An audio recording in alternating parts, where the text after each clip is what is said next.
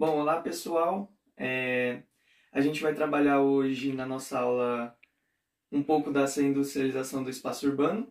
Meu nome é Pedro Vinícius, então a gente vai comentar um pouquinho dessa evolução da industrialização no mundo.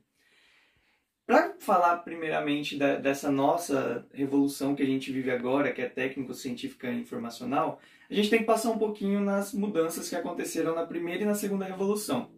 Então, na primeira revolução, o que é importante a gente deixar bem claro na nossa cabeça? É a invenção da máquina a vapor, que aí sim surgiram as primeiras manufaturas, a indústria têxtil, foi quando o mundo começou essa produção em massa, que não era mais artesão, não era um trabalho manual, era mais um trabalho de máquinas mesmo.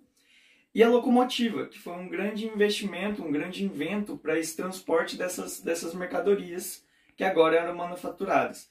Já na segunda revolução, é importante a gente falar sobre o motor a combustão, que aí assim a queima do petróleo, a energia elétrica. Então todo esse avanço de sair do vapor, que era dependente do carvão, e partir para combustíveis fósseis, que transformavam muito mais energia e rendiam muito mais, foi muito importante. E nessa segunda revolução a gente também destaca o telégrafo, que é muito interessante. Mas sem muita enrolação, a gente tem ainda a terceira revolução industrial, que é a terceira revolução técnico-científica e informacional, que aí sim surgiram, depois desse período pós-guerra, pós-segunda guerra, o mundo viu muita importância nas tecnologias, percebeu a importância que a tecnologia tinha durante a guerra, e aí começa esse desenvolvimento muito maior desse meio técnico-científico e informacional. O mais importante aqui, a indústria, que antes era ali movida à eletricidade ou à combustão, agora conta com robotização. Ainda assim é uma eletricidade, mas agora por parte de robôs. Então essa mudança do número de funcionários, de trabalhadores, para essa produção em massa feita por robô é o principal foco dessa terceira revolução. E aqui é lógico que a gente cita a internet, porque é o maior meio de comunicação, e aí depois dessa base que a terceira revolução fez, né, a revolução técnico-científica e informacional, aí sim surge a globalização intensa, que é o mundo conectado, a famosa aldeia global. Então é interessante a gente citar sempre essa terceira revolução, porque ela foi realmente a base para tudo. Ela que fomentou todas essas mudanças que a gente vive atualmente. Se hoje nós temos a comunicação instantânea graças a essa evolução tecnológica, e aí sim, partindo desse princípio, a gente volta um pouquinho para entender esse contexto na Europa. Então a gente fala dos principais centros industriais, que seriam os Estados Unidos, né, atualmente como o principal polo industrial do mundo, assim como a Europa, porque a Europa foi o primórdio da industrialização foi na Europa. E a gente cita aqui também a importância da Ásia, principalmente com a China. Então vamos falar um pouquinho da Europa, que sofreu muito com o êxodo rural na época das manufaturas. Muitos artesãos perderam seus trabalhos porque não conseguiam competir com as fábricas. Então aí vem preços combinados, mais-valia. Então é bem importante que a gente entenda que essa mudança intensa aconteceu primeiramente na Europa, a saída das pessoas do meio rural para o meio urbano.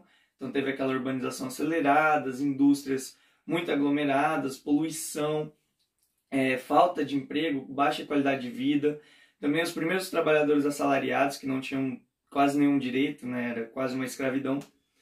E a gente passa por todas essas três revoluções na Europa, sendo ainda uma das principais potências mundiais. Aí no meio desse caminho surgem os Estados Unidos, com toda a industrialização também, e todo o capital que eles têm. E aí lá para o século XX, no comecinho do século XX, já desponta como a maior potência do mundo.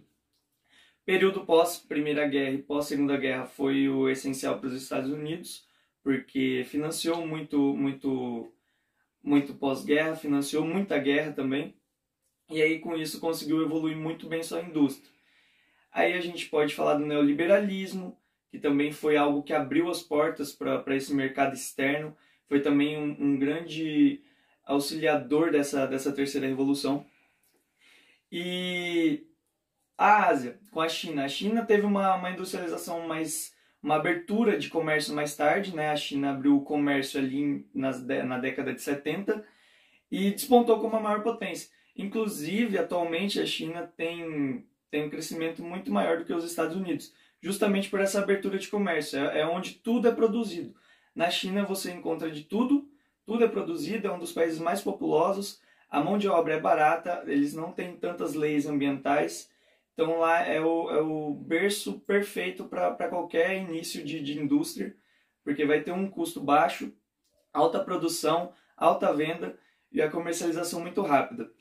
Então, aí a gente passa por toda essa conexão e a gente se pergunta onde fica o Brasil nisso? Se a Europa estava evoluindo, os Estados Unidos estavam evoluindo, a Ásia estava evoluindo, a Austrália também é muito importante a gente citar que ela cresce muito, ela se desenvolve muito, também despontando como uma economia muito importante. Então a gente chega, onde fica o Brasil? Porque a gente vive no Brasil, a nossa realidade é o Brasil. Onde está o Brasil? Então o Brasil ele teve uma revolução tardia. Enquanto na Europa começou lá em meados do século XVIII, comecinho do século XVIII para XIX, aqui no Brasil demorou quase 200 anos a mais. Então ali em 1920 que a gente vai ter um desenvolvimento maior da indústria, porque antes era muito mais, por questão da colônia, era muito mais agrícola. Então a gente tem toda a questão do café, né, que é importante ali no final do século XIX para o início do século XX. O café foi o que movimentou totalmente a economia do Brasil. Tanto é que a urbanização de São Paulo, muita parte é desse café, dessa saída do campo para ir para a cidade grande para trabalhar com café. E sabemos também que o café era um ouro, mas infelizmente acabou chegando ao seu fim, lá em 1929. Então, em 1929 foi que os grandes cafeicultores começaram a investir nessas indústrias, pensando em uma nova maneira de não quebrar com o café. Porque os preços do café durante a crise de 29, né, a Grande Depressão, caíram drasticamente. Então, isso quebrou todo o setor agrícola. E aí é importante que a gente entenda que o Brasil teve um investimento estrangeiro. Então, essa parte dessa revolução é muito mais investimento estrangeiro, ali na era Vargas, né, buscando o maior poder do Estado com recursos estrangeiros. Então a gente cita a Companhia Siderúrgica Nacional, que foi a primeira indústria de base feita durante o governo Vargas, que foi muito importante para o Brasil. E foi a partir dela que começaram a abrir portas para essas indústrias de base, para essa industrialização, tanto ali na cidade de São Paulo, que já ocorria, como em outras regiões do país, essa popularização, né, para tirar esse poder das oligarquias que tinham nos estados. E a gente cita também o Juscelino Kubitschek, com a política dos 50 anos em 5, que buscava o máximo de desenvolvimento em 5 anos. Então aí a gente vai ter a cidade de Brasília, a gente vai ter polos industriais lá em Manaus, a Zona Franca. Vamos ter também o desenvolvimento muito grande aqui no sul e no sudeste. E é importante citar que São Paulo, nesse contexto, sempre foi a centralidade principal industrial do Brasil. Sempre foi o São Paulo o polo mais industrializado. Tanto é que é onde a gente vai ver a maior incidência de favelas. Porque as pessoas saíam de todas as regiões, de países diferentes, para ir trabalhar em São Paulo.